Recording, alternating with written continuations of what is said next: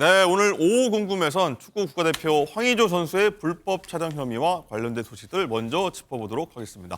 자, 오늘의 궁금증 해결서입니다. 이웅혁 교수, 박상희 교수, 이고은 변호사, 그리고 MBN 장가희 기자 나오셨습니다. 반갑습니다. 안녕하세요. 자, 먼저 장 기자, 황의조 선수 측과 진실 공방이 이제 피해자 측과 계속되고 있는데 피해자 측이 어제 기자회견을 자청했는데 어떤 얘기 하던가요? 네, 우선 이 합의된 촬영이었다는 황의조 씨 측 주장에 대해서 피해 여성은 동의 없는 불법 촬영이었다. 이렇게 계속해서 강력하게 주장을 하고 있습니다.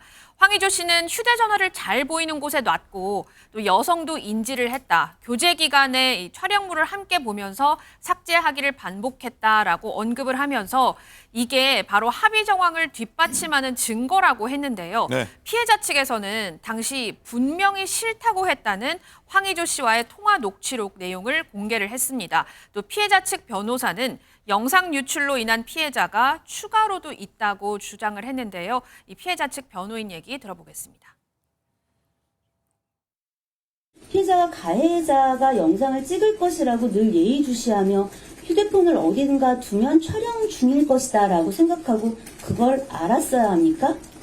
그런데 불법 촬영을 당한 피해자가 불법 촬영물이 있음을 알았고 삭제를 요구하였던 사정은 의사에 반하는 촬영이었으니까 아닙니까? 그걸 시사하는 겁니다.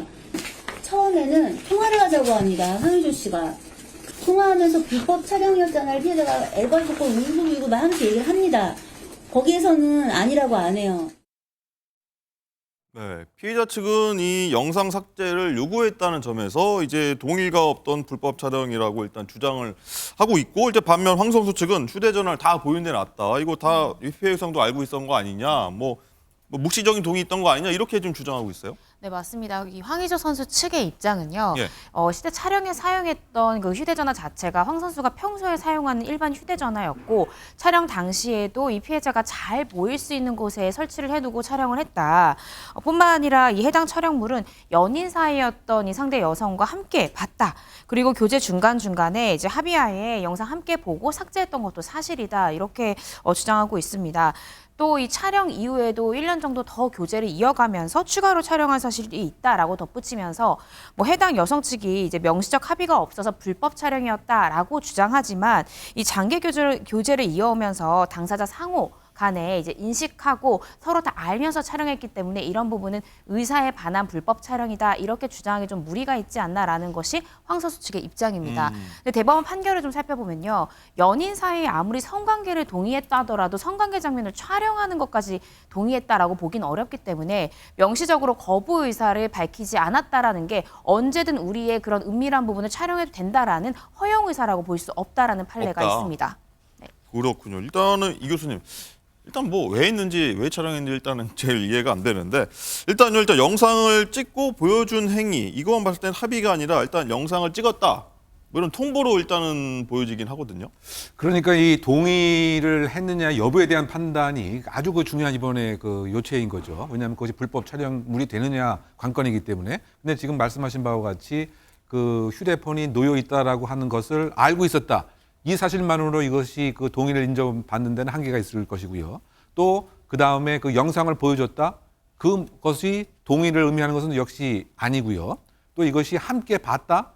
그것이 또 동의를 요구하는 것은 아닌 것이죠. 네. 그렇다고 이제 그 봤을 때 이 황의조 그 선수의 이 방어적 측면에서 무엇인가 좀 얘기를 하고 싶은 뭐 이런 상황으로는 이렇게 이해가 됩니다만, 예. 이것이 그 동의하고는 변론의 사실관계를 얘기하는 것에 지금 불과하지 않겠느냐.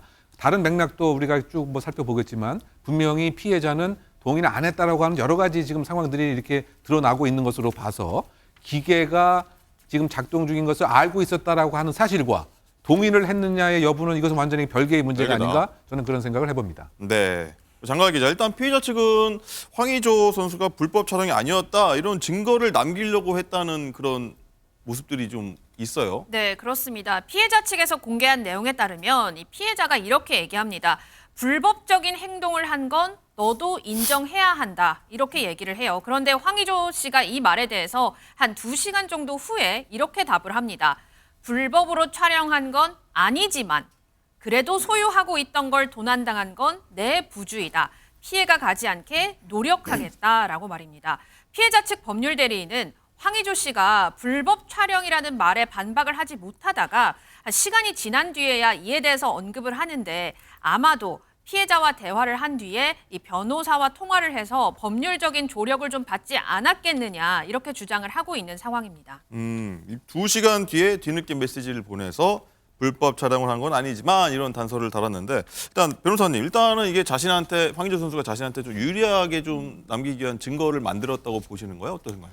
일단은 뭐 피해 여성과의 대화가 녹음됐을 가능성이 있잖아요. 근데 그 대화 과정 중에서 자신이 범행을 이제 인정하는 듯한 말을 했기 때문에 황 선수 입장에서는 이걸 좀 번복해야 될 필요성이 있다라고 생각했을 가능성이 있습니다. 따라서 아까 그 언급한 부분에 대해서 해명을 하고자 했을 수도 있고 또 본인의 입장을 좀 더 강하게 이제 밀어붙이기 위해서 있을 수도 있는데요. 불법 촬영한 건 아니다라는 본인 입장을 분명히 이제 객관적인 물적 증거를 만들고자 했던 부분은 있지 않을까라는 생각이 듭니다. 변호사시니까요. 만약에 이런 경우 있었다면 어떤 조언을 해당 분한테 조언할 수 있을까요? 만약에 연인 관계였고 정말 본인이 합의하에 했다라고 만약에 의뢰인이 주장을 한다면 그런 부분에 대해서 이제 피해자가 무조건적인 사과를 요구해서 일단 사과했다라는 상황에서는 만약에 그게 합의하에 촬영한 거라고 하면 본인도 본인의 입장을 분명히 객관적 물증으로 남겨야 된다라는 조언을 변호사로서는 할 수 있습니다. 그렇군요.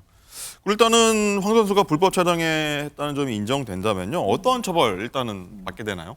일단은 성폭력 처벌법 제14조 제1항을 보면요. 이렇게 이제 몰래 의사에 반해서 타인의 성적 수치심을 유발할 수 있는 신체를 촬영한 경우에는 7년 이하의 징역 또는 5천만 원 이하의 벌금에 처해질 수 있습니다. 근데 황 선수는 이 카메라 등 이용 촬영 혐의를 받지만 만약에 이러한 뭐 촬영물에 대해서 누군가 소지하거나 시청하거나 했을 때도 3년 이하의 징역 또는 3천만 원 이하의 벌금형에 처해질 수 있으니까 혹여나 이런 불법 촬영물을 보시게 되거나 소지해도 또 다른 형사처벌 질 수 있다는 거 꼭 기억하셔야 됩니다. 네, 엄중한 처벌입니다. 이거 꼭 하지 말아야겠습니다. 교수님, 일단 피해자 측이 가장 강조하고 있는 게 이 황 선수한테 2차 가해를 멈춰라, 그만해라, 뭐 이런 얘기하고 있는데 이 이유가 사실 황 선수가 내놓은 입장문에 이 피해자의 신상 일부를 좀 언급했기 때문이지 않습니까? 네, 현재로서는 이 문제가 저는 가장 심각하지 않은가라는 생각을 하고 있는데 황 선수가 지금 입장에서 뭐를 얘기를 했냐면 이 여성이 방송을 하는 기혼이다라는 얘기를 했어요. 그러면서 내가 여태까지는 이 여성이 방송도 하고 결혼을 한 기혼자이기 때문에 이 여성의 신원을 노출하는 것을 막기 위해서 공식적인 대응을 자제했고 수사를 통해서 밝히려고 했는데 이 나의 그 황 선수의 범죄를 기정사실화하는 듯한 보도가 유출되고 또 이 여성의 일방적 입장이 진실인 것처럼 호도돼서 방어적 차원에서 소명에 나선 것이라고 밝혔습니다. 네. 그런데 이게 이 여성 쪽에서 봤을 때는 2차 가해라고 얘기할 수 있을 것 같아요. 왜냐하면 사실은 이 여성은 잘못한 거 없이 피해자인데 이게 방송을 한다 그럼 직업적으로 타격을 크게 받을 수가 있고 또 기혼자다라고 얘기하면 가정이 상당히 위기에 처할 수가 있기 때문에 그렇죠. 이 여성한테는 굉장히 안 그래도 심각했는데 더 심각한 상황이 될 수 있고 또 황 선수가 이렇게 얘기하면 사실 황 선수로서는 좀 이익이 없다고 볼 수는 없어요. 왜냐하면 나는 여태까지 참아왔다. 내 말이 사실임에도 불구하고 나는 불법 촬영을 한 적이 없음에도 불구하고 내가 여성을 위해서 참아왔다라는 본인을 합리화하기도 좀 좋은 얘기기도 하고요. 그다음에 나아가서 그 너무 알려진 방송인이고 기혼이니까 사실 이렇게 공격해 들어오면 얘기하기가 굉장히 어려워서 입을 좀 막을 수밖에 없는 상황이 피해자 될 수도 측을 없죠. 입을 그렇죠. 막으려고. 그렇게 뭐 오해될 수도 있습니다. 그렇기 때문에 이 여성 입장에서는 이것을 가해, 2차 가해라고 표현하였습니다. 네, 그리고 일단은 하나 좀 살펴볼 게 피해자 측이요. 이제 영상 촬영 및 유출로 인한 또 다른 피해자가 나올 수 있다. 뭐 이런 얘기를 했는데 어떤 근거로 이 피해자 측이 그런 얘기를 했는지 한번 목소리 듣고 오겠습니다. 그날 재판부에서 유포자의 증거인멸 시도를 지적하면서 그럼 만약에 네가 범인이 아니라면 왜 그런 짓을 했냐라고 물었습니다. 이때 유포자가 뭐라고 대답했냐면 가해자를 보호하기 위해서라고 답변합니다.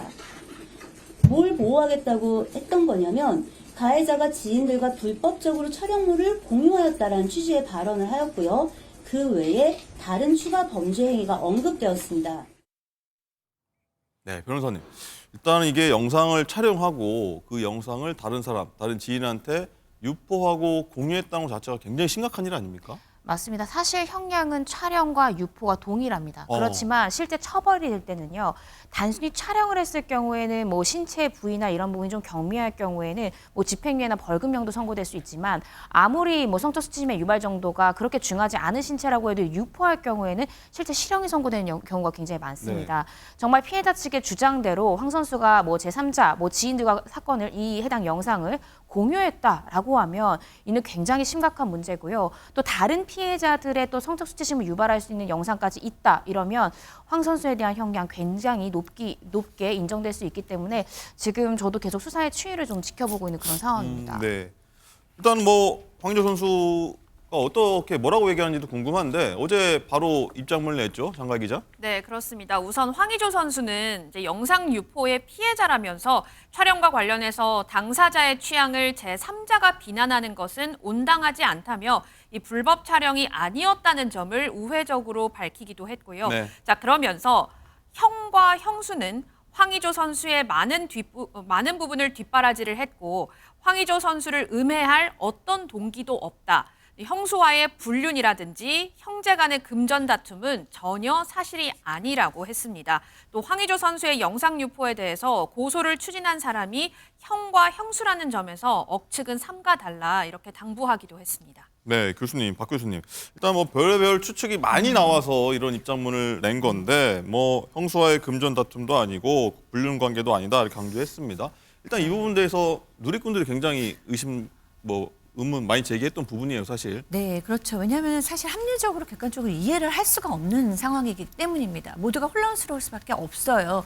이런 큰 영상 유포를 한 사람이 형수라는 것도 놀라운데 그 형수가 가장 가까이서 이 황 선수를 돌봐주던 매니저였다라는 것도 놀랍고 그런데 지금 이 형수가 어쨌든 구속이 됐습니다. 그렇다는 거는 혐의가 지금 입증이 되었다는 건데 지금 본인도 나는 절대로 뭐 이런 행동을 한 적이 없다라고 무죄를 주장하고 있고 황 선수도 나는 형수를 믿는다. 이것은 형수의 소행이 아니라 어떤 전문 집단의 소행 같다라고 밝히고 있어요. 네. 그런데 경찰에서는 해킹도 아니고 또 이 형수의 포렌식을 해보니까 거기서 IP 추적이라던가 뭐 여러 가지 그런 걸 검색했던 증거가 있는 상황이니까 도대체 모든 사람의 이야기가 다른 상황에서 진실이 무엇이냐. 계약의 문제냐 금전의 문제냐 아니면 우리가 정말 입에 담기도 어려운 어떤 또 남녀관계의 문제가 있는 것이냐 아니면 정말 억울하게 구속이 된 것이냐 이런 것들이 더 면밀히 밝혀져야 되고 사실 이 부분에 대해서 대중들이 굉장히 관심이 집중된 상황입니다. 네. 일단 황의조 선수를 뭐 음해할 그런 의도도 동기도 없었다는 게 황 선수의 어떤 그 형수가 얘기인데 왜 사생활 유포 혐의 받는지가 좀 궁금한데 뭐 앞뒤가 좀 안 맞는 것 같은 얘기인데 교수님 어떻게 보십니까? 근데 일단 이게 시작 자체가 이제 그 황 선수의 이제 고소에 의해서 이제 시작이 된 것이고요. 예. 그래서 결국 이제 그 경찰 수사가 특정을 하게 되었는데 어떠한 경위로 특정이 됐는가는 정확하게는 알려져 있지 않지만 예상컨대 예. 그 IP 이제 역추적을 했고 또 디지털 포렌식을 해서 결국은 형수가 이 유포자다 이렇게 특정이 된 것이죠. 예. 그런데 우연인지 모르지만 사실상 이와 같은 상황, 즉 IP 역추적, 디지털 포렌식 등을 이 형수가 실제 또 검색도 했습니다. 그렇다 본다면 이 본인이 분명히 한 것이 이제 명확하다라고 하는 반증이 이제 되고 있는 예. 이제 그런 점이 있는 것이고요. 물론 이제 이 유출이 되었고 해킹이 되었다라고 얘기를 했는데 경찰 입장에서는 이제 그런 증거는 이제 없는 것으로 이제 보는 것이고요. 또 핵심적인 것이 조사를 받는 그 과정에서 형수의 본인의 휴대폰을 초기화를 했다. 예. 라고 하는 것은 분명히 이제 본인 행위가 불이익이 올 것으로 예상해서 증거인멸을 스스로 이제 시도를 한 것이기 때문에 경찰 조사에서 그 핸드폰을 막 초기화시키고 막 했다는 거 아닙니까? 네, 바로 그렇습니다. 앞에서. 근데 그렇다고 본다면 사실상 이 형수 자체가 자신이 무엇을 하고 있는 것을 알고 있으면서도 이른바 기망 정보를 이렇게 흘린 것은 아닌가 뭐 이런 추측이 나오는 대목인 것이죠. 일단은 뭐 수사 중인 사항이기 때문에 저희가 뭐 이렇다 저렇다 정확하게 얘기를 할 수 없지만 교수님은 어떻게 보십니까? 이 형수 얘기를 고지고대로 받아들여서 결백하다 이런 걸 좀 믿는 입장이십니까? 어떠십니까? 결국 이제 이번 수사의 그 핵심이 과연 동기가 무엇이냐 이것이 결국은 지금 이제 질문에 대한 이제 답이 되지 않을까 이런 생각이 듭니다. 지금 뭐 알려진 바에 의하면 뭐 가족 간의 금전적인 분쟁은 없었다라고 이제 하는데 이렇게 그 황의조 선수에게 치명적인 결과가 올 수 있음을 분명히 알면서도 네. 이와 같은 폭로를 했다라고 하는 것은 일반적인 그 상황에서는 금전적인 목적 네. 또는 자신의 여러 가지 형태의 문제점을 응징하고 복수와 보복하려고 하는 목적. 통상의 법은 이제 두 가지 중에 이제 하나인데 네. 과연 이제 그것을 어떻게 이제 경찰이 이제 밝힐지 이 범죄의 목적이 무엇인가? 왜? 이게 가장 궁금해요. 그렇죠. 왜? 그렇죠. 그것이 바로 이제 지금 이 형수의 신빙성, 진술의 여러 가지 신빙성과 연동되어 있는 네. 이슈가 아닌가 생각됩니다. 알겠습니다. 장 기자, 이번 의혹이요 황 선수 개인뿐만 아니라 일단 축구계 전반으로 퍼지고 있는데 이 사건하고 관련 없는 선수한테도 좀 약간 여파가 미치고 있는 것 같아요. 네, 그렇습니다. 이강인 선수가 어제 자신의 SNS에 자신의 사진 그리고 황의조 선수가 포함된 사진 여러 장을 이렇게 같이 올렸거든요. 그런데 이 불법 촬영 혐의로 피해자 신분인 황의조 선수 사진을 올리는 게 맞느냐, 사진을 수정해라 이렇게 누리꾼들의 질타가 이강인 선수에게까지 지금 이어지고 있는 상황입니다. 야, 이강인 선수는 정말 우리나라가 축구가 받은 축복 같은 선수인데도 와 이런 상한 네티즌들은 이렇게 좀 꾸짖는 경우가 있나 보네요. 네. 예. 우리 박상인 교수님, 일단은 네. 대한축구협회 그리고 클린스만 축구대표팀 감독한테 이번 황의조 선수 사건에 대해서 좀 미온적으로 대처하는 게 아니냐, 뭐 피해자 2차 가해 동조하는 거 아니냐 이런 비판이 계속 나오고 있어요. 네, 그렇습니다. 워낙에 이 부분 지금 국민 여론이 민감한 상황이고 여러 가지 의견이 있는데요. 또 피해자 변호사도 그렇게 얘기를 했어요. 지금 국가대표 감독도 그렇고 축구협회도 그렇고 피해자가 있는 상황에서 마치 이 가해자에 동조하는 언행이나 행동은 좀 삼가해달라라고 얘기를 했어요. 여기에 이제 클린스만 이 감독은 물론 논란이 있는 것은 알지만 그럼에도 불구하고 아직 명확한 혐의가 나온 것이 아니고 내가 오랫동안 축구를 하면서 봤을 때 여러 가지 혐의들이 있었지만 그렇지만 이제 추측성도 꽤 많았다. 그렇기 때문에 아직 혐의가 확정되지 않으면 우리에겐 선수다라고 밝혔어요.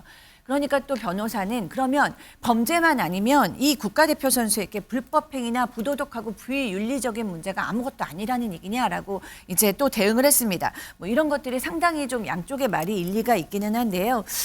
글쎄요, 어쨌든 국가대표에게는 국가대표가 명예와 부가 따라오는 만큼 또 높은 책임성과 도덕성을 요구하고 그래서 물론 워낙에 실력이 출중한 선수죠. 인기도 많고 그래서 이제 국가대표 감독으로서는 배자기가 참 어려운 선수인 것도 맞습니다. 그 나라를 위한 뭐 선택이기도 했겠죠. 그렇지만 또 많은 국민들이 이 부분에 대해서 염려를 하고 있고 황의조 선수 현재는 피해자 신분이라는 것을 알고 무조건 괜찮아는 안 될 것 같아요. 네. 굉장히 좀 신중하게 접근할 필요가 있는 문제로 보입니다. 네. 이건 변호사님, 일단은 축구협회하고 클린스만 감독은 무죄 추정 원칙 요거를 좀 들고 있는 것 같은데 일단은 유죄 판결 전까지는 국가대표 자격은 유지할 수 있는 거 아니냐 이런 의견 같은데 법조계에서는 좀 어떻게 바라볼까요? 법조계에서도 의견이 팽팽하게 갈리고 있습니다. 일단은 관련 협회 규정을 좀 살펴보면요. 17조에 이 징계 및 결격 사유 징계 대상 상정에 대해서는 고의로 이 대표팀의 명예를 훼손한 자나 또 대표팀의 운영 규정을 위반 또는 이 훈련 규범을 지키지 아니한 자로 명시되어 있습니다. 그 국가대표가 될 수 없는 자에 대해서의 규정도 금고 이상의 실형을 받은 자 또는 이 폭력 행위에 따른 징계 처분 또 이 성폭력 범죄로 인해서 비행위로 자격정지 징계를 받은 자로 구성되어 있습니다. 그래서 일각에서는 콜린스 감독과 같이 아직까지는 혐의가 확정되지 않았기 때문에 이 수사 결과로서 전 연인이었던 피해 여성과의 범죄 행위가 확실히 범죄인지까지 밝혀질 때까지 좀 지켜봐야 된다라는 견해도 있고요. 아니다. 이 축구협회 운영 규정에는 스스로 품위를 떨어뜨리는 부분에 대해서도 문제를 삼고 있기 때문에 이 사건 같은 경우에는 전 국민의 공분을 사고 있고 관심을 기울이고 있고 또 어린 선수들이 봤을 때 얼마나 비윤리적이고 문제가 있는 행동이냐 이것만으로도 국가대표의 자격이 상실되어야 한다 이렇게 보는 입장도 있습니다. 알겠습니다. 일단 저도 방금 말씀드렸지만 형수가 황의조 선수한테 영상 유포를 왜 했을까? 왜가 빠져서 앞으로도 계속 저희가 한번 추적해 보도록 하겠습니다.